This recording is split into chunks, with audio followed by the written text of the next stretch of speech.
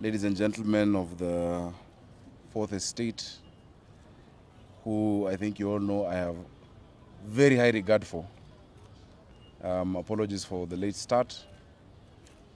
We've had a long process this morning of further consultations and looking at the team that we have today. Ladies and gentlemen, the Constitution of Kenya and the County Government Act establishes county governments to breathe life into devolution and to bring services closer to the people. I once again thank the great people of Nairobi County for giving me and my deputy, Njoroge Mushiri, the mandate to lead and the task to be stewards over the good people of Nairobi and over programs of this city. We promised to deliver a city of order, a city of dignity, a city of hope and opportunity for all. And of course, that entails having a good team that understands that vision, a good team that is competent, and a team that is compassionate. We want people who love people, not people who see the people of Nairobi as a problem, but that we can change our outlook in service so that we can see and view our citizens as our customers, whom we must serve, and we must serve diligently. We have continued consulting with the people of Nairobi, with my team, with our party, with party leaders from across the breadth and span of this country. As you know, Nairobi is a cosmopolitan city. It's a city of 43 communities. It's a city of different political persuasions, but it's a city that has decided to forge together towards the goals of our people. Today, I am pleased to announce the nominees for the County Executive Committee members for Nairobi City County Government. This team of men and women has been very carefully selected to meet the challenge and the responsibility that lies before them.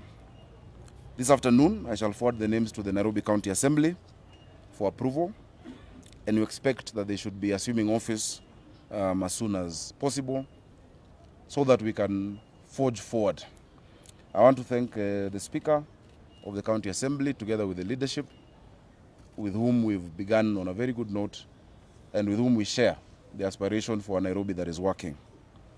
So I will read out the names and I will ask them to come when I read out the names. You will also realize that we've changed the dockets, the naming, as well as the mandate for better execution of service delivery to the people of Nairobi. And I'm sure you have the older version of our dockets. You'll be able to make that comparison.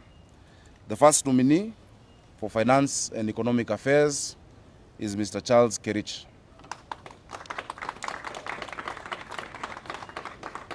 The second nominee for Innovation and the Digital Economy is Mr. Michael Gumo. The third nominee for Talent, Skills Development and Care is Mr. Brian Mulama. For Mobility and Works, because we want to get Nairobi moving, Move Nairobi, we have Mr. Patrick Mbogo.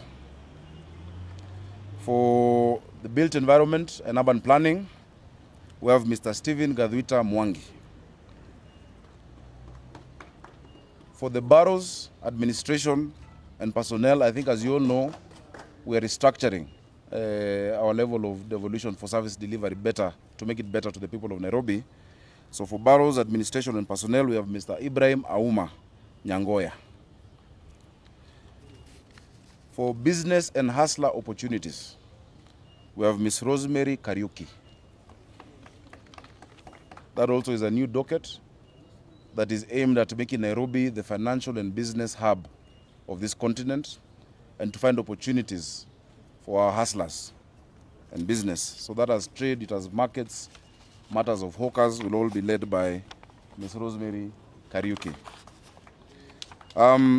The two sectors that we've just introduced, that is Barrow's administration and personnel, of course, together with business and hustler opportunities, as I said repeatedly during the campaigns, will report directly to the Deputy Governor, Mr. Njoroge Mushiri. The other dockets are Green Nairobi. This is what we used to call environment, water, energy, and all of that. The outcome area is a Green Nairobi. Nairobi used to be known as the Green City Under the Sun, and we want to bring it back. We have Ms. Maureen Njeri. For health, which is a very important area as well, health, wellness, and nutrition, we have Dr. Anastasia Mutedia Nyalita.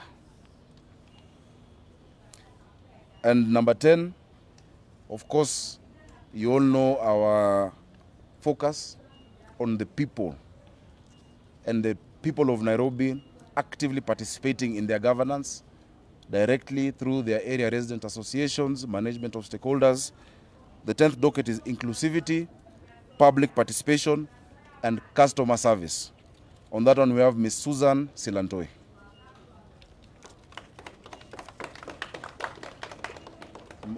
Mkumbali sana. Susan Silantoi, Lengewa. Susan is a young lady who was my opponent in 2017 for Senate.